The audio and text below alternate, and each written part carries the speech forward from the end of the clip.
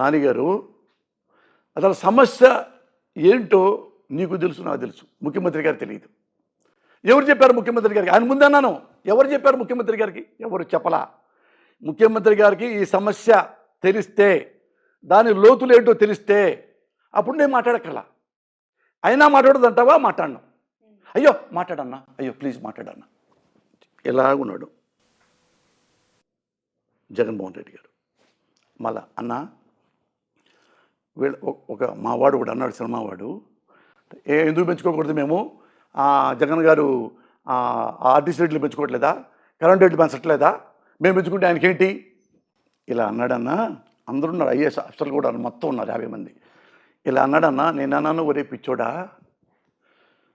జగన్ గారు ticket rate పెంచాడు, current rate పెంచాడు అనుకో. పెంచితే ఆ డబ్బులన్నీ ఎక్కడికి వస్తాయి? జగన్ గారి జేబులోకి రావు, ఆంధ్రప్రదేశ్ రాష్ట్ర ఖజానాకి వస్తాయి. ఖజానా నుంచి అడిగి వెళ్తాయి, ఖజానా నుంచి అమ్మఒడికి వెళ్తాయి, నాడు నేటికి వెళ్తాయి, పేదవాళ్ళకి వెళ్తాయి, లేసులకి వెళ్తాయి, టైలుకి వెళ్తాయి, పిల్లల బుక్స్కి వెళ్తాయి, పిల్లల అన్నంకి వెళ్తాయి. ఇవన్నీ ప్రజల కోసం ఆ డబ్బులు వెళ్తాయి. మన సినిమా హీరో రేట్లు పెంచి సినిమా హీరో డబ్బులు ఎక్కడికి వెళ్తాయి? ఇండస్ట్రీ మొత్తంకి వెళ్తాయా? హీరోల జేబుకి వెళ్తాయి, డైరెక్టర్ జేబుల్లోకి వెళ్తాయి. వాళ్ళు పెద్ద పెద్ద బిల్డింగ్లు కొనుక్కుంటారు అని నేను చెప్పాను అన్న ఆయన ముందే. ఇట్లా అన్నాడన్నా, నేను ఇట్లా అన్నానన్నా. అంటే ఆయనైతే ప్రజల కోసం, మీరు పెంచుతుంది ఎవరి కోసం? మీరు మొత్తం పాదయాత్ర చేశారు. వీళ్ళు సినిమా ఇండస్ట్రీ చిన్నది కదా, దాని చుట్టూ ఎప్పుడైనా పాదయాత్ర చేశారా? వాళ్ళు ఏమున్నారు, ఇలా ఉన్నారు, మనం దీనివల్ల పైకి వచ్చామే, వాళ్ళు బాగున్నారా, వీళ్ళు బాగోలేదా? అవి ఇక్కడ లేదన్నా. ఇప్పుడు నాలాంటి వాడు కూడా సపోజ్ సినిమాలు లేవనుకో, నువ్వు ఉన్నావన్నా, నాకు అన్నా నాకు కష్టంగా ఉంది, నాకు అన్నం పెడతావు. ఇండస్ట్రీలో ఎవరు పెట్టరన్నా, ఎవరు పెట్టరు. రాజకీయాలకు వస్తే నువ్వు పెడతావు, నువ్వు నమ్ముకున్నావని. ఇక్కడ ఎవడెవడు నమ్ముకుంటే కుదరదన్నా. చూడు ఎంతమంది ఉన్నారు పేదవాళ్ళు, ఇల్లు లేక, పొలం లేక, కరెంట్ లేక, ఆస్తులు లేక, ఆరోగ్యం లేక, చదువు ఫీజులు లేక, దే క్రైమ్ లేక ఎనీథింగ్ అన్నా. ఇళ్ళలో ఎవ్వరు ఆ పేదాలకు వచ్చి డబ్బులు పంచలేదు ఈ రోజు వరకు. అందుకని చిన్న సినిమా బతికితే ఇంకా 10 మంది బతుకుతారన్నా, దాని గురించే మాట్లాడండి అన్నాను. అందరు గప్చిప్. జగన్ గారు అన్నారు, పెద్ద సినిమాలు ఇప్పుడు రిలీజ్ అవుతాయి, చెన్నై కూడా రిలీజ్ చేయాలి. అది మాత్రం గుర్తుపెట్టుకోండి మీరు. చిన్న సినిమాకి ప్రయారిటీ ఇవ్వాల్సిందే. పెద్ద సినిమా వస్తే పెద్ద సినిమాలు ఒకటే కాకుండా వీళ్ళకి కూడా ఉంటే బాగుంటుంది. ఇది ఆలోచించుకొని రండి, మళ్ళీ చెప్తా. వెళ్ళి ఓకే. ఎవడు ఏ బుద్ధి లేనోడు నేను మాట్లాడలేదండి, నేనే ఎక్కువ మాట్లాడాను. సో ఇప్పుడు ఎలక్షన్స్ రాబోతూ ఉన్నాయి. ఒకవేళ పరిస్థితి మారి అనుకున్నట్టుగానే పవన్ కళ్యాణ్ జగన్ ఓటమే నాకు కావాలి, ఆయనను ఓడించడానికే నేను రాజకీయాలు చేస్తున్నాను అని చెప్పి పవన్ కళ్యాణ్ అన్న స్టేట్మెంటే నిజమై ప్రభుత్వంలోకి, అధికారంలోకి వైసీపీ రాకపోతే పరిస్థితి ఏంటి? ఎవరి పరిస్థితి? మీ పరిస్థితి. నా పరిస్థితి ఏంటి? ఏమవుద్ది అంటే ఇప్పుడు ఎఫ్డిసి కార్పొరేషన్ చైర్మన్ అటు ఇప్పుడు మళ్ళీ తిరిగి రావాలి అని అంటే సినిమా అవకాశాలు ఎలాగో 1 year బ్యాకే పోయాయని చెప్తున్నారు కదా. ఓ మాట చెప్తా. చిరంజీవి గారు పార్టీ పెట్టారు. 220 సీట్లు మనకు వస్తే మురళి అన్నాడు. ఎదురు బోర్డు మీద అతను ఒకతను రాశాడు. ఆయన రాస్తూ చూస్తే మనకి వెస్ట్ బెంగాల్ లాగా 4 సార్లు మనం కూడా మనం పరిపాలిద్దాం, మనం మంచిగా చేద్దాం అని ఆయన కూడా పార్టీ పెట్టి అన్నీ తిరిగి ఎలక్షన్ చేశాం. ఓడిపోయాడు చిరంజీవి గారు. నాశనం అయిపోయారా? చిరంజీవి గారు మోసం చేశాడు. చిరంజీవి గారు నాశనం అయిపోయాడా? ఇది ఆయనకి పార్టీ పెట్టాడు, నేను పార్టీ కూడా పెట్టలా. నాకు పదవే పోతే పదవి పోయింది, నా జీవితం ఏం బాదు, జగన్ జీవితం ఏం బాదు. ఇప్పుడు జగన్ మన సినిమా ఇండస్ట్రీ పెట్టుకుందాం.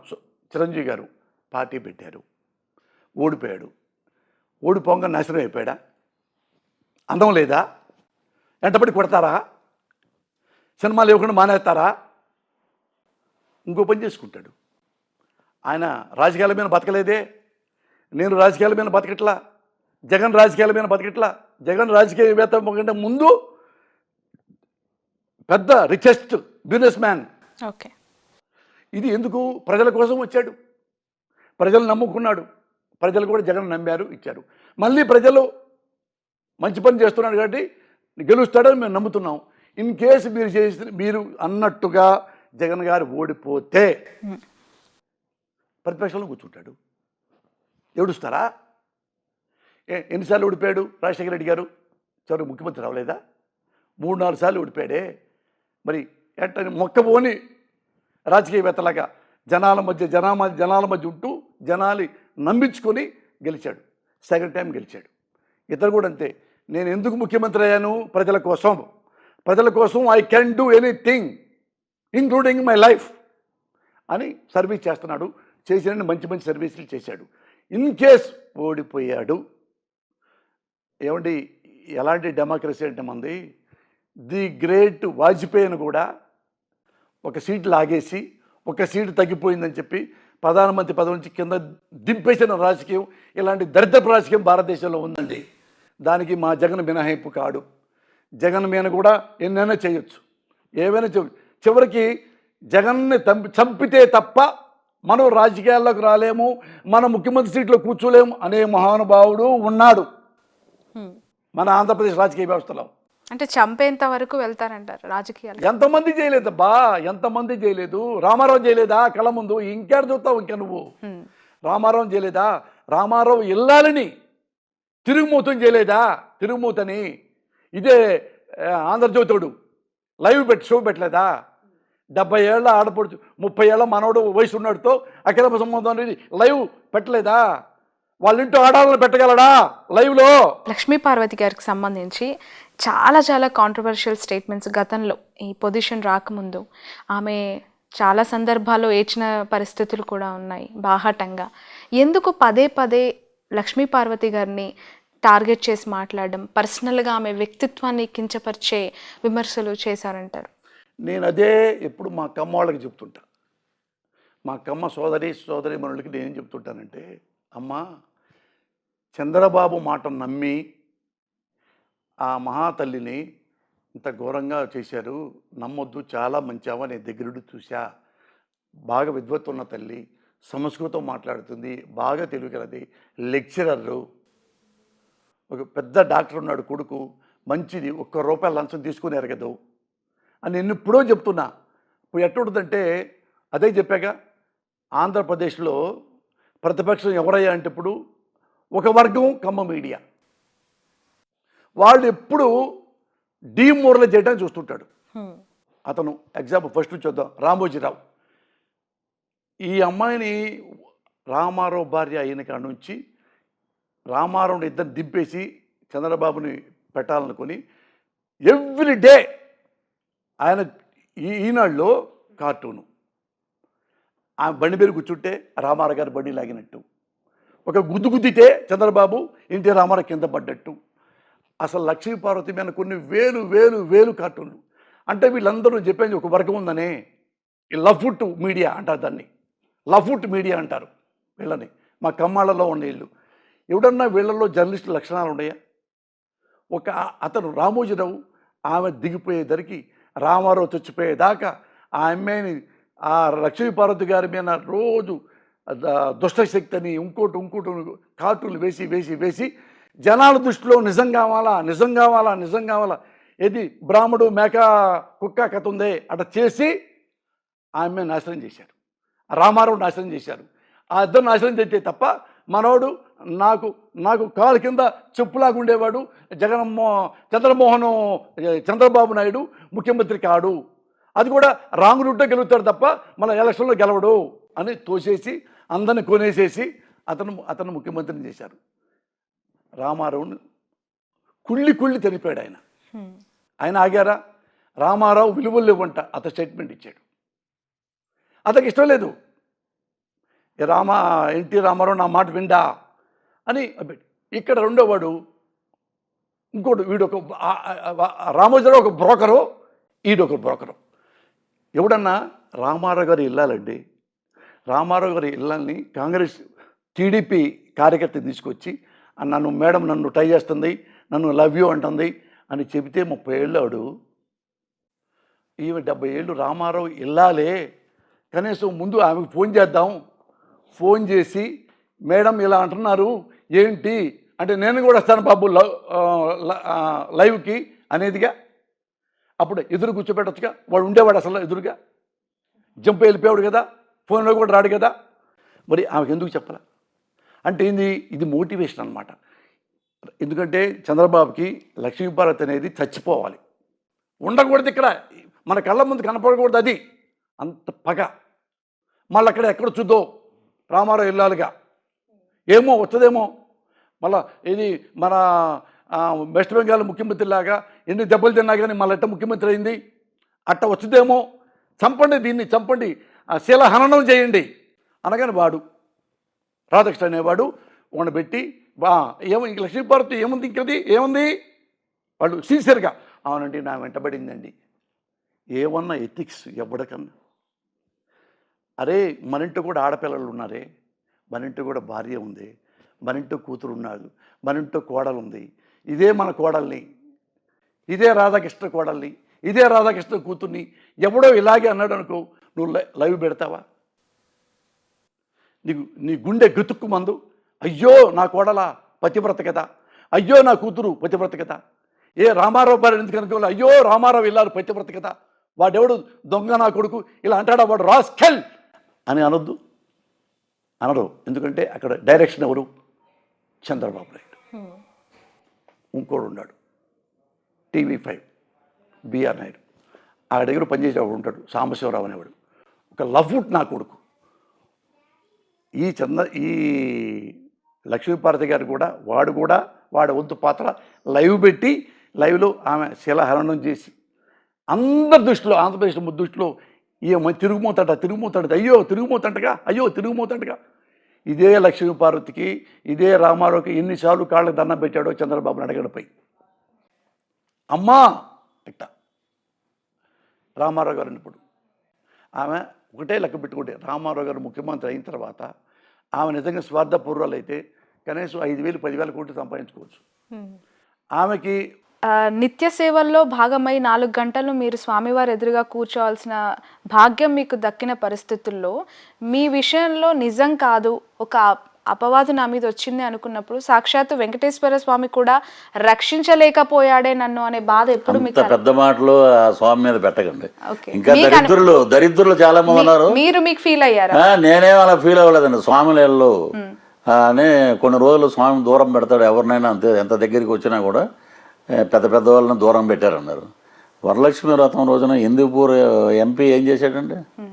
దాని గురించి ఎవరైనా మాట్లాడారా? ఆయన గోరంట్ల మాధవ ఎవరు, అంబటి రాంబాబు గురించి ఎవరైనా మాట్లాడారా? అవంతి శ్రీనివాస్ గురించి మాట్లాడారా? లేదు. పృథ్వీరాజ్ గురించి ఎందుకు మాట్లాడారు? నేను కోర్టులు అడిగా. ఎవరు మీకు శత్రువు? మా పార్టీలో ఉన్న వాళ్ళే మాకు శత్రువులు. నా ఎదుగుదల చూసి ఏడిచేవాడే శత్రువు. నా వెనకాల ఉన్నప్పుడు SVPC అని చెప్పి నేను ఎక్కడి నుంచో ఎయిర్పోర్ట్ నుంచి ఇంటికి రాగానే ఒక 20-30 మంది ఇంటి దగ్గర వెయిటింగు. అన్నా రాత్రి కల్లోకి వస్తే నువ్వే వెంకటేశ్వరంలా కనపడ్డావన్నా, అసలు నిన్ను చూడలేవన్నా. ఇంకొక ఆమె అయితే అన్నయ్య నువ్వు అసలు నిజంగా రామారావు గారి తర్వాత నువ్వే నాకు అన్నయ్యలా కనపడ్డావు అని చెప్పేసి మళ్ళీ చైర్మన్ గారి దగ్గర ఆయన మొత్తం పేరంతా ఆయనకి వెళ్ళిపోతుందండి అని చెప్పి అక్కడ చెప్పిన వాళ్ళు చాలామంది ఉన్నారు. పేర్లు చెప్పొచ్చు. పేర్లు ఎందుకు చెప్తానండి? ఎదవల గురించి మనం పేర్లు కూడా చెప్పాలా? చెప్పండి. రైట్. పృథ్వీ గారు దాదాపు 110 సినిమాల వరకు సినిమాలో చేశారు. సీనియర్ మోస్ట్ ఆర్టిస్ట్ పృథ్వీ గారు అంటే 30 years అంటే పృథ్వీ గారు లాగా ఒక ముద్ర ఉంది మీ పైన. మీరు జర్నీ స్టార్ట్ చేసిన తర్వాత ఒక నెలకు 2 నెలలకు ఆ బోర్డు అలా ఉంటుంది కారుకి. అత్యాస అనిపించట్లేదు ఇక్కడ? ఏం కాదండి, మేమేమి కొండలు దోచుకోవట్లేదు, రాష్ట్రాన్ని దాచుకోవట్లేదు. మొత్తం ఉన్నట్టు దోచుకోవటం కదండి. వేలాది కోట్ల, లక్షలాది కోట్ల రూపాయలు. అది అత్యాస. ఇదేముందండి, మధ్యతరగతి కుటుంబానికి ఉన్నటువంటి చిన్న ఆశ. చాలా మంది సోషల్ మీడియాలో జనసేన చాలా ట్విట్టర్ అవ్వచ్చు, ఇన్స్టా, ఫేస్బుక్ లాంటి మాధ్యమాల్లో చాలా స్ట్రాంగ్గా ఉంటుంది. ఎప్పుడు కూడా వైసీపీకి అవ్వచ్చు, ఈ జనసేన, టీడీపీ సోషల్ మీడియా వారియర్స్కి ఏదో ఒక ఇష్యూ పైన గొడవలు, వార్స్ జరుగుతూనే ఉంటాయి. కామన్గా ఎవ్రీ టైం, ఆల్ టైం ఒకటే మాట, స్ట్రైట్ క్వశ్చన్, మీ జనసేన, అఫ్కోర్స్ ఇప్పుడు మీ జనసేన అనాలి, ఆ కార్యకర్తల నుంచి వచ్చే డైలాగ్ ఏంటంటే, ఇప్పటికైనా 2024లోనైనా జనసేన సింగిల్గా బరిలోకి దిగుతుందా, దిగే అవకాశం ఉందా? వాళ్ళకి దేనికి అంటే సపోర్ట్ ఇప్పుడు నా పార్టీ అండి, నా పార్టీ మా జనసేన, మా పార్టీ ప్రజల పార్టీ. మేము ఎలా వెళ్తాం అపోజిషన్లో దేనికి? మీ సపోర్టర్సే మిమ్మల్ని అడుగుతున్నారు సోషల్ మీడియా ఎవ్వరూ అడగట్లేదండి అలాగా. ఏంటంటే వీళ్ళు ఏంటంటే అలా ప్రొవోక్ చేస్తారు అలాగా. మేము ఇప్పుడు మీరు గెలిచే దమ్ము ధైర్యం మాకున్నాయి, సింహం సింగల్గా వస్తుంది, ఇవన్నీ ఏదో మాడుతుంటారు చాలామంది. సింహం ఎక్కడైనా జనారణ్యంలోకి వస్తే జూలో అధికారులు పట్టుకెళ్ళిపోతారుగా. సింహాలు ఏమి తిరగవు రోడ్ల మీద. మీరు మంచి పనులు చేస్తే మళ్ళీ మేము గెలుస్తాం, మేము ఇవి చేసాం అవి చేసాం అని మినిస్టర్లు చెప్పానండి. పవన్ నామ జపం శాఖ అని పవన్ నామం జపం చేస్తే శాఖలో ఆ మినిస్టర్లు వీళ్ళంతా ఇప్పుడు ఉన్న వాళ్ళందరూ ఎవరైనా ఒకరు చూడండి. అమ్మటి రాంబాబు ఒక మాట మాట్లాడతాడు, పవన్ కళ్యాణ్ గారు గురించి, రోజా గారు ఒకటి మాట్లాడతారు, ఇంకొకటి ఒకలా మాట్లాడతారు. వీళ్ళకి ఇదే పని, వేరే పనులు లేవు. ప్రజలు కూడా చీ అంటున్నారు. ఇతనికే పదవి ఎందుకు కట్టబట్టాలి? మనం ఒకసారి కట్టబెట్టాం, ఒక అవకాశం అన్నారు, దండం పెట్టారు, ముద్దులు పెట్టారు, గవర్నమెంట్ వచ్చింది. అంటే చంద్రబాబు గారు అధికారంలో ఉన్నప్పుడు టీడీపీ పార్టీని కానీ నారా కుటుంబ సభ్యుల్ని కానీ ఏ రోజు కూడా ఒక్క నెగిటివ్ కమెంట్ చేయని పవన్ కళ్యాణ్ పదే పదే వైఎస్ఆర్సీపీని అంతకుముందు వాళ్ళు అలయన్స్లో ఉన్నప్పుడు కావచ్చు, ఇప్పుడు కావచ్చు, వారాహి యాత్రలో అనేక సందర్భాల్లో టార్గెట్ వైసీపీ, టార్గెట్ 175 పైన గురిపెట్టిన పవన్ కళ్యాణ్ వ్యాఖ్యలని వాళ్ళు గుర్తు చేస్తూ ఉన్నారు. అవే కాంట్రవర్సీ అవుతూ ఉన్నాయి. ఇది ఎంతవరకు కరెక్ట్ అని చెప్పి పవన్ కళ్యాణ్ గారు గుంటూరు మహాసభలో చంద్రబాబు గారిని ఎలా తిట్టారో, లోకేష్ గారిని ఎలా తిట్టారో మీకు తెలియదు అనుకుంటున్నారు. మీరు చూడలేదేమో. ఎక్కడ తప్పు ఉంటే అక్కడ ఆయన అడుగుతాడండి. ఆయన ఇప్పుడు ఎందుకు ఆయన ఇప్పుడు రోజుకి ఆయన సంపాదించే డబ్బుల్లో మేము చూస్తున్నాం, ఆ కోట్లాది రూపాయలు దోచుకుంటున్నారు. అక్కడ కోట్లాది రూపాయలు దోచుకుంటున్నారు. ఇది బాగా పెట్టండి, కోట్లాది రూపాయలు దోచుకుంటున్నారు. సినిమాలో వచ్చే డబ్బులు ప్రతి చనిపోయిన కౌలు రైతుకి ₹1,00,000 ఆయన ఇస్తున్నాడు. ఇన్కమ్ ట్యాక్స్ కట్టాక 9 కోట్ల రూపాయలు అప్పు చేసి ఆయన ఇన్కమ్ ట్యాక్స్ కట్టాడు పన్ను ఈ మధ్య. మాకెందుకంటే ఒకడేమో దత్తపుత్రుడు అంటాడు. దత్తపుత్రుడు అంటే తెలిసే వాళ్ళకి ఒక పెద్ద యాగం చేసి, యజ్ఞాలు చేసి, ఒక పెద్దలందరిని పిలిచి దత్తత తీసుకుంటారు. సరే, మరి ఆయన దత్తపుత్రుడు అంటే వైసీపీ దగ్గర కొన్ని లక్షల కోట్లు ఉన్నాయి, మరి పవన్ కళ్యాణ్ ఎందుకు దత్తపుత్రుడు తీసుకోవాలి? వాళ్ళకి అవసరం లేదు. అది ఎన్ని మాటలు ఎందుకు మాట్లాడారు? రోజా గారు అదే మాట మాట్లాడారు, అవసరం లేదు, సింహం సింగిల్ గా సింహం సింగిల్ గా ఎక్కడ లార్జెస్ట్ పార్టీ వైఎస్ఆర్సీపీ, జనసేనకు ఆ దమ్ము లేదు అని పదే పదే పార్టీ. ఇప్పుడు ఆవిడ మొన్న అంటుంది ఇరిటేషన్ స్టార్ ఏదో అంది, ఇరిటేషన్ స్టార్ అని. ఇప్పుడు అలాగే చెప్పుకుంటే లేడీస్ మాట్లాడారు, జనసేన వీర మహిళలు. నువ్వు ఏ స్టారో 2024లో నీకు నేను చెప్పకూడదు, సాటి ఆడదాని గురించి అని అన్నారు వాళ్ళు. వీళ్ళు ఏంటంటే నువ్వు టూరిజంలో ఏం చేశారు? మీరే జర్నలిస్ట్ ఎవరైనా అడిగారా? సపోజ్ మీ ఛానల్ నుంచి ఎవరైనా అడిగారా? అమ్మ ఇన్ని మాట్లాడుతున్నావు, ఓకే, నువ్వు అన్నిటికీ ఓకే, నువ్వు టూరిజంలో ఏం చేసావు అది చెప్పు తల్లి. మేము ఉంటాం. ఏం డెవలప్ చేసావు రాష్ట్రాన్ని? ఎన్ని వనరులు తెచ్చావు? ఎక్కడెక్కడ రిసార్ట్స్ పెట్టావు? ఎక్కడ సాంస్కృతిక రంగాలని అభివృద్ధి చేసావు? ఇవి లేవు. పవన్ కళ్యాణ్ 3 పెళ్ళిళ్ళు, పవన్ కళ్యాణ్ ఏదో మళ్ళీ 3వ పెళ్లి మీద ఏదో కాంట్రవర్సీ పెట్టారు. మొన్న ఆయన వారాహి నుంచి తిరిగి వచ్చాక ఇంట్లో యాగం పెట్టారు, అక్కడే ఉందా?